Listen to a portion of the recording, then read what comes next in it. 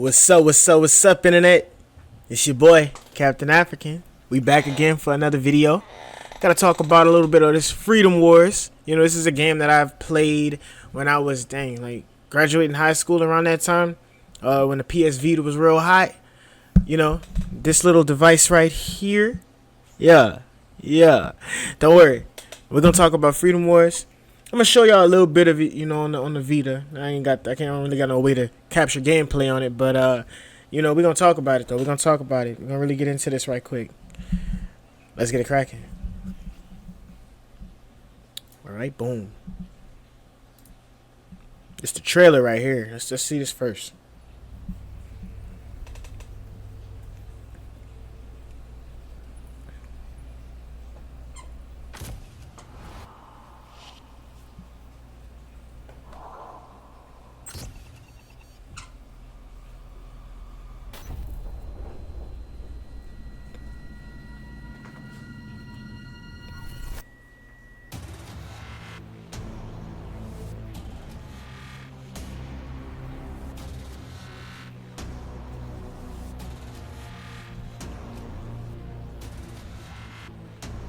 Yeah.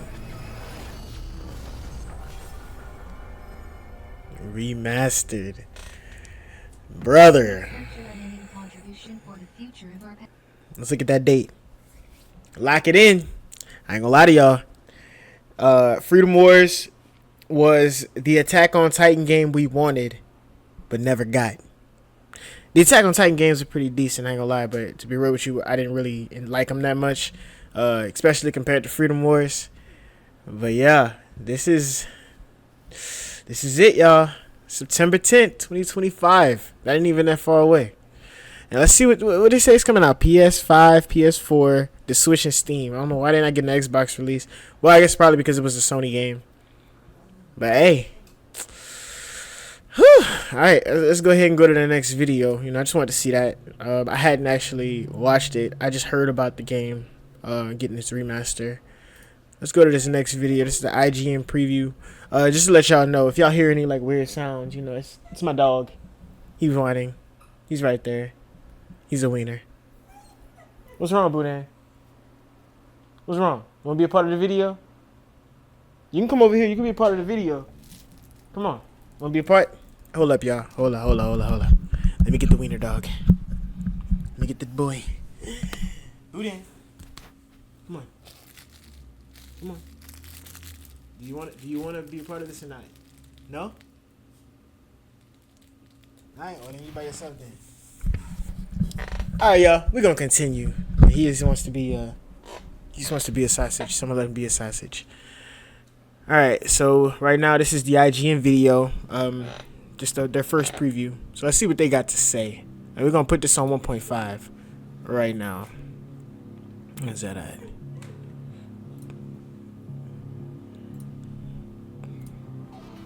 Yes, Freedom Wars. The seemingly last bastion of the PlayStation Vita is finally moving onwards from Sony's retired handheld. With the help of Bandai Namco, developer Dimps, partially made up of members of the original development team, is bringing the Monster Hunter-style action RPG to modern platforms. It became a hit as a Vita exclusive in 2014 for its unique persistent world mechanics and dystopian sci-fi premise that made it more than just something that played off of it.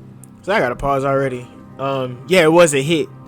But it was on the Vita. A lot of people did not play this game. It was a hit for us Vita owners, right? But for most people, they don't even probably know this game existed. So hey, this is a big opportunity for them to really get the recognition they were supposed to get, and then maybe we can get a part 2 to this joint. You feel me? Let's continue. Influences. And I can tell you firsthand that there's a certain excitement to Freedom Wars Remastered since it's as true to the original release as you could possibly imagine.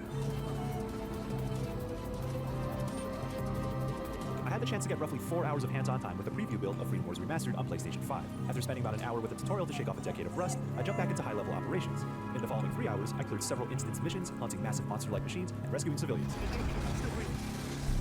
And unwittingly tacking on extra years to my sentence by acting a fool back in the prison, aka Panopticon, that you call home. If you're not familiar with Freedom Wars or need a refresher since it's been quite some time, it takes place in a dystopia set in the far future where the surviving population fights over limited resources. People are either wardens running the Panopticon or prisoners, aka sinners, stuck in indentured servitude and forced to fight for a, quote, greater good. You know, it's funny though. These people get these sentences for being born. Literally, because you're born, you know, you're sentenced to a million years. This is crazy. Boot in. What's up? You don't like crying? 1 second, y'all. 1 second. I'm gonna go ahead and put him downstairs.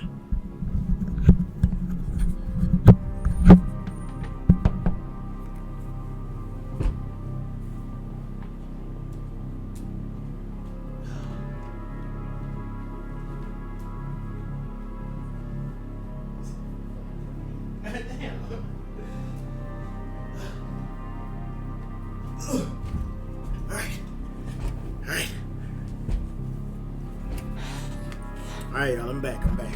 Sorry for the delay, goddamn. Messing it up. Alright, let's continue what we were saying. You play as a sinner, and by taking on operations and contributing resources to your panopticon, you shave years off of your 1 million year prison sentence. Aside from sending yourself to instance hunts, there is a story that develops as you get deeper into operations and learn more about your fellow sinners on your prison block, and you get caught up in some good old anime-style drama. You're also under constant surveillance by your android companion who applies disciplinary action, and you earn little bits of freedom as you clear more missions. Something worth noting here. You get to customize those companions. So you get to customize your character and your android, keeper. Kind of like Baldur's Gate 3, how you can create your character and all of that stuff. And then right after that, you get to create your it's like the ancestral being or something like that. I don't remember what it was called. It's been a little while since I played it, but it's kind of that same concept. And yeah, let's keep going. Here's that the remaster features expanded voice acting and an English dub. That includes the androids, which has been done pretty oddly. Android characters are voiced through a primitive text-to-speech style modulator that clearly mispronounces words. Greetings, sinner. It's said to be intentional to add to the creepy dystopian vibe, but it comes off as rather tacky. Overall, it's a dark premise for sure, but it's goofy and satirical in a way that has only gotten more and more bleak as time has gone on. The story remains intact in the remaster, exactly as it was in 2014 release, and that faithfulness extends to the gameplay mechanics for better or worse. Aside from the control scheme being updated to make more sense for modern gamepads, the gameplay is pretty much one-to-one as I remember it. Lock-on targeting, third-person shooting, melee combos, the thorn system, all of that is unchanged. So if you thought it was janky back then, you'll definitely find it janky now. Don't come in expecting it to be streamlined or revamped to feel like a new release. However, there is a novelty to the way freedom...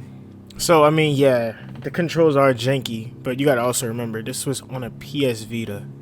Now, the Vita was a great console, right? Very powerful for its time as a handheld, but you really gotta put into perspective.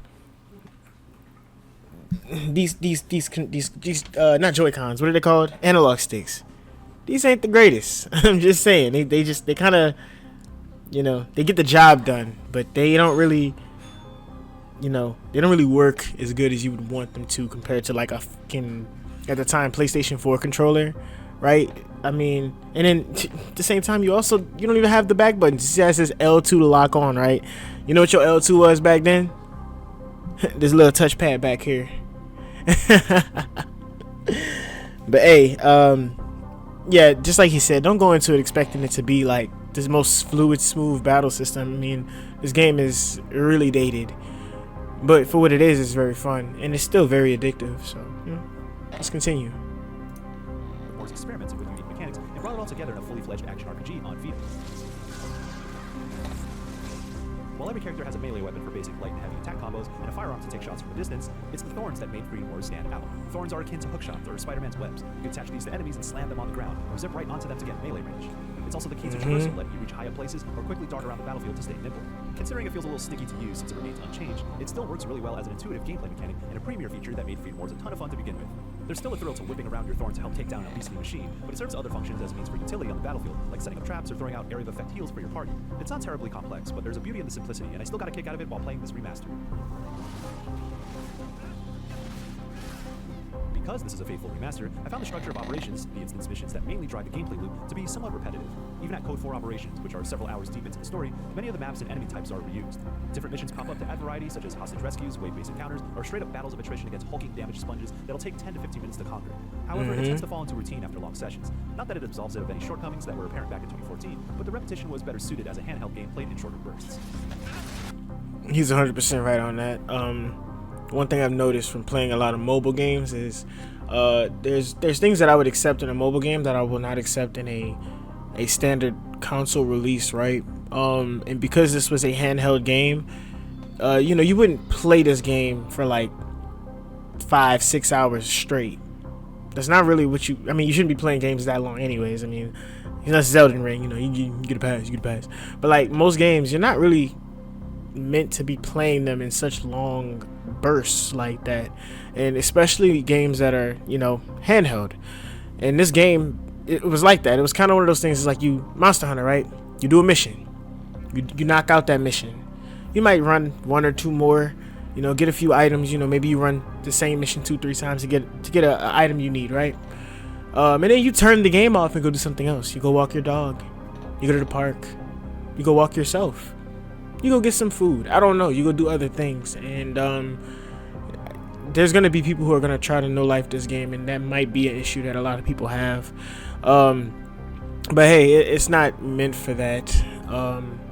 Maybe Freedom Wars 2, when that comes out, maybe there's a little more variety in a lot of the things. It's like he said, the characters, the enemies, NPCs are reused a lot. Pretty typical back in those days, especially like I said on this console. That being said, like I said, it's the pros and the cons that come with it. But this is a 2014 game, as he said. It's pretty dated, so we gotta kind of go into it understanding that. Let's continue. Freedom Wars doesn't necessarily evolve drastically as it goes on, but you're still upgrading weapons with materials you gather and earning new ones from mission to mission. There's a decent amount of weapon types to mess around with before settling on what works for you. The one quality of life change worth noting here is that weapon crafting upgrades are streamlined to take the old randomized aspects out of the process. This aligns with crafting systems seen in modern games, and this was a deliberate decision according to the dev team. Hey yo, that's great. So you really won't no life this. I mean, some people will, but you don't really have to no life this game. They took out the randomized RNG in getting the items. That's a game developer that respects your time, and this is what I love right here in 2024, going into 2025. We like game devs that respect our time. Let's continue. The biggest idea behind Freedom Wars was the persistent world aspect of panopticons. Players would join their own panopticons based on region, and the missions they take on would all contribute to its status, and you would be ranked against rival panopticons in perpetuity, as if it was this ongoing multiplayer competition without having to do direct PvP. That remains intact with the remaster. Traditional multiplayer and co-op was a major part of the original Freedom Wars 2, and it's also being preserved. Although I didn't get to try it out for the preview, the developer said that matchmaking has been revamped to reflect that of modern games, which should be a nice improvement over the original system. Good. Part of me sees Freedom Wars Remastered more as a novelty. It's fundamentally the 2014 game with some quality of life necessities. It was a perfect fit for Sony's old handheld, and blast to sink hours into, competing with other panopticons across the region, and reducing your prison sentence and futility. I'm not sure if it's going to hit the same way it did 10 years ago, but I do believe this is a big win for preservation and making a cult classic much more accessible in a faithful form. Freedom Wars was pretty experimental for its time and tried new ideas that are great to see holding up relatively well. Even just constantly adding years to your sentence for minor infractions as you roam around your prison block is annoying, but it's a good goof that fed into the game's overall themes. Novelty or not, the developer stated that remastering the original game is the necessary first step in hopes of revitalizing the series. Yes. In conversations during the preview, they told me that they were able to come to an agreement with Sony regarding the license and partner up with Bandai Namco for this re-release. They've been looking for opportunities to release something related to Freedom Wars, maybe a sequel. However, they said it was very difficult to set up a team, but once they did, they decided to start by remastering the original game. Their hopes are for this to do well enough so they can take the next steps for looking into a potential sequel. And while they don't know if that's even possible yet, they have a ton of ideas they want to put into it.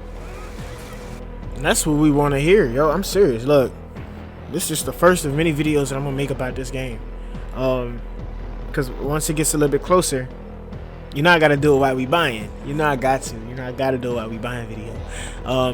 And you know, and then I'm probably after that gonna do a first impressions on it, and then I'll do a review, and then maybe something else afterwards. We'll see. But now we're definitely gonna follow this game, and we're gonna add some traffic to it. I want this to succeed. I know a lot of people want this to succeed, because if we can get a Freedom Wars 2, I'm telling you, man, that's gonna be like that, to the scale of like a Monster Hunter game, but with the Attack on Titan style, like, I don't know, gameplay, if that makes sense. I don't know how to explain it, but yeah, man, this is very relieving to see something like this coming back. Like, there's something else that we got to talk about too, is that the way that they're preserving games now, with games like Wayfinder and Mega Man X Dive. Hey, look, don't worry, more to follow on those. Let's continue. After playing it, it's pretty wild to see a Vita game remastered with many of its assets true to what they look like in original form. On PlayStation 5, Freedom Wars Remastered runs at 4K resolution and 60 frames per second. Yep, really better. Although it does create a sort of uncanny valley effect with character models, animations, and environments that haven't gotten a makeover. I also played a little bit of the Nintendo Switch version in handheld mode, and although it's considerably lower resolution and only ran at 30 frames per second, it's still very much playable. Although it's disappointing to see a former Vita game struggle on Switch. While it's definitely not a technical marvel by any... I mean, you heard what he just said. That's crazy. 30 frames per second on a Nintendo Switch. You telling me the Vita was more powerful? This is what we talking about? I don't think so. I think that's probably an optimization thing, but I don't know. That's crazy though. But I don't think you should be buying this on the Switch anyways. You need to be buying this on PC. Get that 60 frames, and that PlayStation, get that 60 frames, right? Get the 60 frames per second. We ain't trying to play slideshows at all. Let's continue. Let's finish this up. Any measure. Everything that made the original Vita classic either remains intact or has been touched up to mitigate frustrations that were present back in the day. You'll be able to start serving and working time off your 1 million year sentence when Freedom Wars Remastered launches on January 10, 2025 for PlayStation 4 and 5, PC through Steam, and Nintendo Switch. For more on Freedom Wars Remastered, you can check out my full written preview on IGN.com with interview quote. Yeah, man, look. This game is gonna be it. That's a good way to start off 2025. You know, so look, we're definitely gonna keep an eye out on that. But before we cut this video short, you know, I just want to go ahead and bring up this here PlayStation Vita, you know, and show y'all a little bit of Freedom Wars. I can't really play it, but I can just kind of show y'all like a little bit about it. You feel me? Look, I will figure this out later on how to do gameplay on this, but you know, I don't know how to do all that. But you see, this is the freaking menu screen. To pick your operations, you got basic operations, special operations, showdown operations, and then there's actually a practice mode. I mean, that's pretty cool. What else we had in here? You have loadouts. Yeah, you got that. Yeah, so yeah, you're called a center, and your robot is called an accessory. And they actually come onto the battlefield with you. So it's kind of like like I said before, Monster Hunter did the I think they always had the Palicos coming with you, but yeah, it's kind of the same type of idea. You can actually equip them with gear and stuff, you know, inventory. I don't remember facility management, but I think this is how you was like leveling up, unlocking upgrades. Yeah, see, like weapons facilities and stuff like that. Yeah, this is all kind of stuff in this game. I ain't gonna lie to you. This is a very full package game. Something, you know, we don't see a lot in 2024. I take that back. We actually haven't seen a lot of full package games this year. I digress. But yeah, man, there's a lot going on here. I played this game pretty decent amount. I ain't cracked no 100 hours into it or nothing like that because it was a Vita game. You know, it's one of those things you play when you have the opportunity. And like when I first joined the army, I would play it like in the field and stuff like that. But not a lot because you got to work. But so, you know, hey, look, man, look. I'm looking forward to this though, but I just wanted to show y'all that. I think we're gonna go ahead and call this a video. I just wanted to bring some attention to it. I know a lot of people are already talking about it, but I wanted to put my little 2 cents in there. And like I said, we will follow this game going up until its release on the 10th of January 2025. Stay tuned for the Why We Buying. That being said, stay thriving, keep surviving. Like, share, subscribe. Stay tuned. How I mess up my own freaking thing. That's crazy. Let's try that again. Keep surviving. Keep thriving. Like, share, subscribe. Stay tuned. Captain out.